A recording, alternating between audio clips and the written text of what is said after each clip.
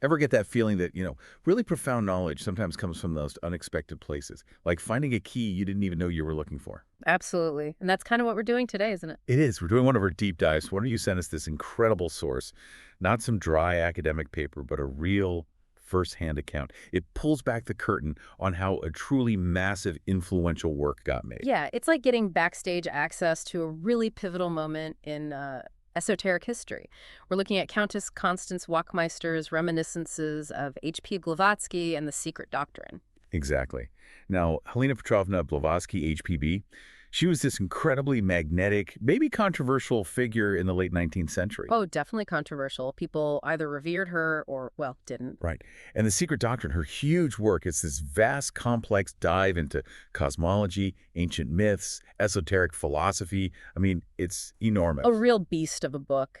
Hugely influential for some, but also, heavily scrutinized. It's not exactly light reading. Not at all. And that's why this account from Countess Wachtmeister is so gold. It's personal. It gives us this intimate look at HPB while she was writing The Secret Doctrine. We get to see the process, the person, the really extraordinary, sometimes bizarre circumstances around it all. So our mission today is to unpack these reminiscences, to try and understand through the Countess's eyes how this monumental, controversial text actually came together. Okay, where do we even start? What first struck you about the Countess's account? Well, the first thing is she wasn't like an instant convert, not at all. When she first met HPB in London, 1884, at the Sinnott's place, she had mixed feelings. Right. She felt HPB had this powerful presence, this innate nobility, those striking gray eyes, piercing yet calm, she said. But she also felt this immediate revulsion. Yeah, revulsion at the sheer homage and adoration people were giving HPB. She worried HPB was just soaking it up, a slave of flattery. Which is such a relatable, grounded observation, isn't it? She wasn't just swept away. Not initially. But then, as she spent more time, she started seeing something else.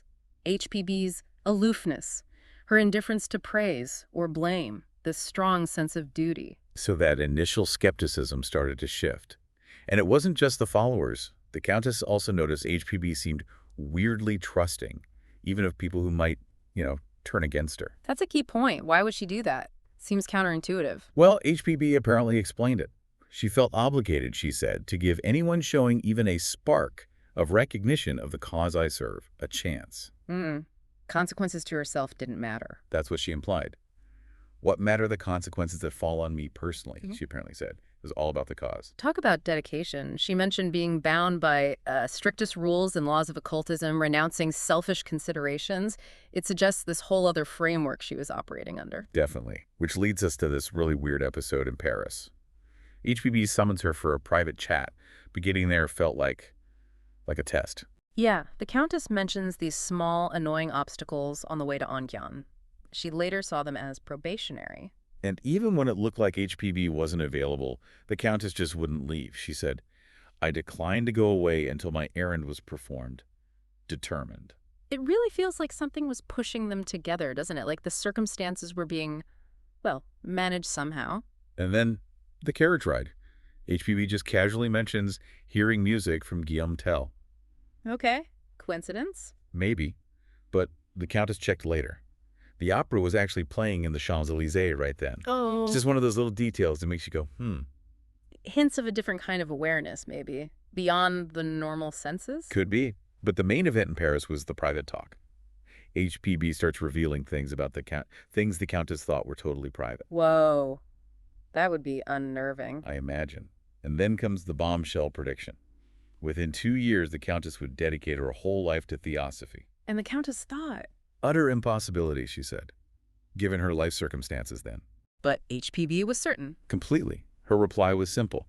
Master says so, and therefore I know it to be true. Ah, the masters again. This unseen guidance is central to understanding HPB, it seems. These advanced beings she believed were directing things. Absolutely. And incredibly, fast forward about 18 months, maybe 2 years, and the prophecy comes true. October 1885, the Countess is in Würzburg, Germany. Right alongside HPB, just as the Secret Doctrine is really getting underway. And how she got there is just as strange, almost orchestrated. Remember that instruction she got back in Sweden? Vaguely. Something about a book. Yes. A clairaudient message, apparently, telling her to take a specific old manuscript about the tarot and Kabbalah with her. But she was planning a trip to Italy, right? Seems like an odd thing to pack. Totally random, like packing skis for a beach holiday. And HPB had initially told her not to come to Würzburg, too busy, no space. Okay. Then, bam, a telegram out of the blue. Come to Würzburg at once, wanted immediately. Blavatsky. Quite the turnaround. What was HPB's explanation? The masters, again. She said the master told her to summon the countess right after she'd sent the letter saying, don't come. Overruled her practical concerns. It really reinforces that idea of her being an instrument, following instructions from elsewhere. But the book. This is the truly bizarre part. The countess arrives, and almost the first thing HPB says is, Master says you have a book for me, of which I am much in need. Even though the Countess initially didn't think she had anything relevant? Right. She's probably thinking, what book? But HPB specifies the Tarot and the Kabbalah manuscript, and then mentions the instruction the Countess received in Sweden. Okay, that's seriously uncanny. That goes way beyond coincidence or good guessing. It gets weirder.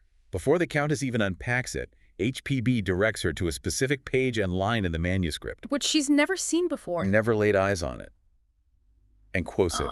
Verbatim. Wow. Wow. How did HPB explain that? She said the master was gathering material for the Secret Doctrine and knew the Countess had this crucial reference. It points to this collaborative process that's, well, not entirely happening on this plane of existence. It really makes you question where all the information in the Secret Doctrine actually came from. What kind of sources are we talking about? Exactly. So, okay, the Countess is there, the strange book has arrived, now the actual writing begins. And the Countess describes HPB's routine as just relentless. Yeah, incredibly disciplined. Up before 6 a.m., writing intensely, sometimes straight through till 7 p.m. Often forgetting to eat, apparently. Yeah. Just completely absorbed. And then in the evenings, she had to completely switch off, right? Play patience, read Russian newspapers, anything but theosophy. Shows the sheer mental drain, doesn't it? That level of concentration. But the really mind-bending part is how HPB described how she got the information. Yeah, this wasn't just ordinary research. She talked about creating a sort of vacuum in her mind. Yeah, focusing her will, and then information would appear. Sometimes like a diorama for general ideas. Or, for specific quotes and references, she described seeing the astral counterpart of the book. Like a ghostly library card catalog. And she stressed how vital it was to keep her mind clear, free from distractions and mortifications. Otherwise, the connection wasn't clear. And it wasn't just passive downloading, was it? There's that story about her having to rewrite one page 12 times. Oh, yeah. Because the master kept finding errors, demanding corrections. So definitely an active, if unusual, process. Which makes the whole thing about her library even more striking. Exactly. She had hardly any books with her, certainly not the rare, obscure ones quoted everywhere in the manuscript. But the Countess checked them later, didn't she? In places like the Bodleian Library, the Vatican. She did, and found the, quotes, title, chapter, page, even diagrams were accurate, just as HPB had described seeing them in the astral light, sometimes with numbers reversed, which HPB said was common with astral sight. The level of accuracy is just staggering, especially for sources she couldn't possibly have had physical access to. It really pushes the limits of conventional explanations. Yeah. And the Countess also mentions information just arriving. Through letters, newspapers, people turning up with exactly what was needed. More than just luck, it sounds like. A convergence. It definitely feels like it. But Würzburg wasn't just about intense writing. The Countess describes all these other phenomena, these really strange occurrences happening around HPB. It's like the psychic telegraph. Yeah. These are sharp raps on her bedside table every 10 minutes, from 10 p.m. to 6 a.m. every single night. And HPB's explanation.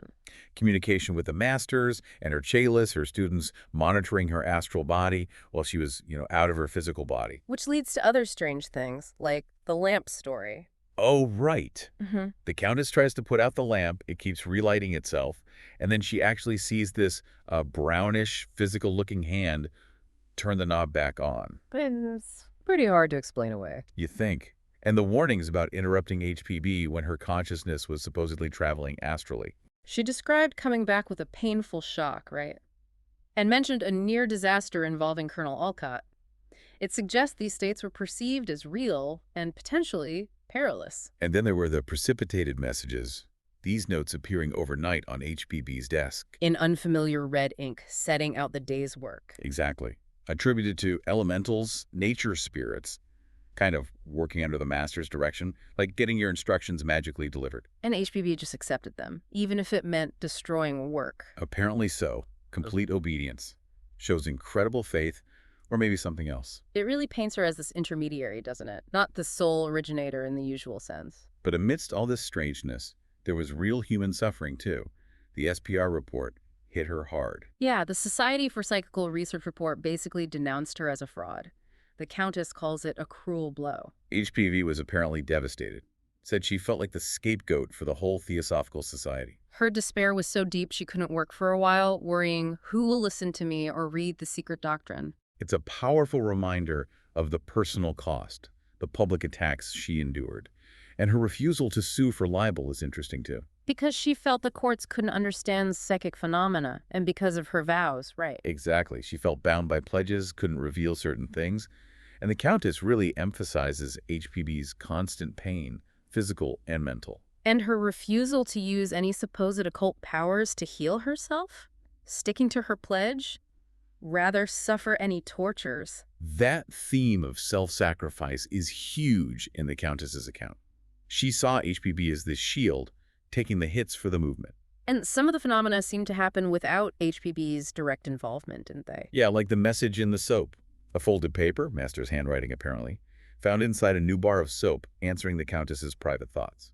While HPB was busy writing, totally unaware. That's the story. It really points to some kind of external agency, intervening directly. And the disappearing letters, that's another weird one. Right. The Countess gets a confusing letter, it vanishes, then reappears days later with notes in the margin, supposedly from the master, offering advice. Like having your mail edited from the astral plane. It's wild. And don't forget the cuckoo clock. Oh, yeah, the one in Würzburg going haywire, striking like a gong, groaning. Shooting out streams of electric light, according to the Countess. And HPB's explanation, just the spiritual telegraph being ramped up for the next day's work. You couldn't make this stuff up, could you? It's such a strange mix of the mundane and the utterly bizarre. It really is. But after Würzburg, things took a serious turn for the worse in Ostend. HPB's health collapsed. Her kidneys, right, it got really critical. The Countess was terrified, called in Madame Gebhard, Dr. Ellis. The local Belgian doctor basically gave her no chance, said the kidney damage was too severe. The Countess even thought she detected the odor of death. Grim. But then came that near-death experience and the master's intervention. Yes. HPB apparently felt relief, ready to be free from suffering. But her main worry was the Secret Doctrine. She kept urging the Countess to get it printed. Her work was paramount, even then. Absolutely. And then she describes the master appearing to her, offering a choice. Death and peace, or life with more suffering to finish the book. Exactly. Including specific warnings about hardships ahead in England. But she chose life. For her students, for the society. Flow. Incredible willpower or faith. And the recovery. Instantaneous, apparently. The doctor comes back, expecting to find her gone, and she's sitting up, looking well. He was completely stunned, wasn't he? Mais ici oui, Madame aurait dû mourir. But this is unheard of. Madame should have died. It just defies any normal medical explanation, a real turning point. And after that, she even signed her will, leaving things to the Countess with private instructions. Shows she knew how precarious things still were. Yeah, but she'd made her choice. The work had to be finished. Which brings us to the final push in London. Against all odds, she moves to England, sets up a new base. First Maycott in Norwood, then Lansdowne Road, the Theosophical headquarters. Still really ill, but somehow finding the energy. And the Kiteley brothers were key here, weren't they? Archibald and Bertram. Absolutely crucial. They took on the massive task of typing up the manuscript, trying to make sense of it all. Plus, HPB started the Blavatsky Lodge, launched the magazine Lucifer. Her workload just kept increasing. Colonel Olcott visited in '88 and was amazed she was still alive, given her health.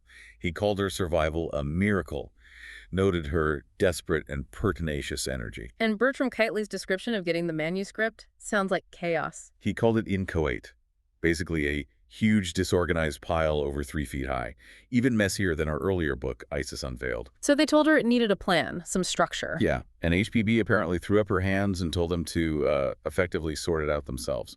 Go to Tophet and do what we liked was the quote, I think. Classic HPB reaction. So they proposed the structure we basically have now. Cosmogony, anthropology. Right.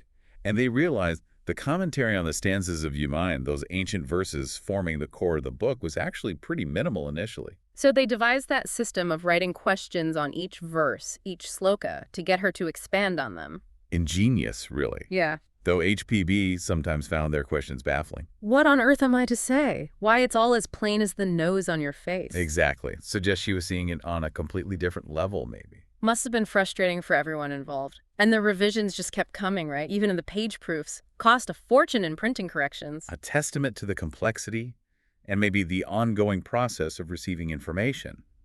And Kitely also backed up the stories of her quoting from unseen books, sometimes with those reverse numbers. It wasn't just the Countess seeing these things. Other people close to her corroborated the unusual abilities and the sheer hard work. Yeah, Archibald Kitely stressed her dedication despite constant severe illness.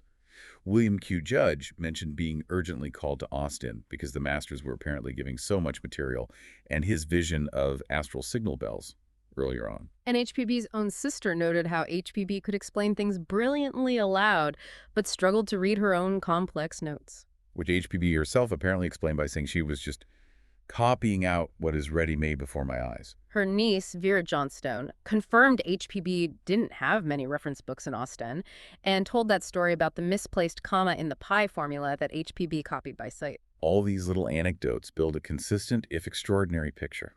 And then you have someone like Dr. Carter Blake, a fellow of the Royal Society and anthropologist. A respected scientist, saying HPB's knowledge in his own field sometimes surpassed his own. Exactly.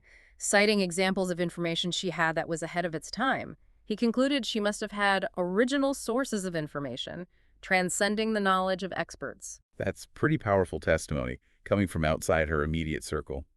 It suggests the book wasn't just compilation, but contained genuinely novel insights, perhaps accessed unconventionally. It really forces you to grapple with the nature of knowledge, where it comes from, how it can be accessed. And for the Countess, seeing the finished books, holding those volumes of the Secret Doctrine, made all the hardship worthwhile. She felt the pain and toil hadn't been in vain, though HPB herself apparently believed the book wouldn't be properly understood by more than a handful of people until the next century. Which, looking back now, feels somewhat prophetic, doesn't it? It's still being debated, interpreted, explored today. Definitely still sparking discussion. So as you listen to all this, think about it. What does this incredible story, told to the eyes of Countess Wachtmeister, suggest to you? About knowledge, about inspiration, about the sheer dedication needed for something monumental. And what about the possibility of accessing understanding in ways we don't fully grasp? It's a lot to chew on. It really is. This deep dive, using the Countess's reminiscences, gave us such a unique window, didn't it? Absolutely. We followed her journey, saw the intense, almost unbelievable writing process in Würzburg and London, the immense challenges, and finally, the book's completion. It's a perspective you just don't get from a standard biography. It highlights the dedication, sure, but also the truly strange, maybe supernatural elements involved. And it leaves us with big questions about information, collaboration, maybe even collaboration beyond the physical and the unseen forces that could influence creativity. So if this has piqued your interest, maybe now's the time to explore the Secret Doctrine itself, or at least read more about it, keeping this unique first-hand context in mind.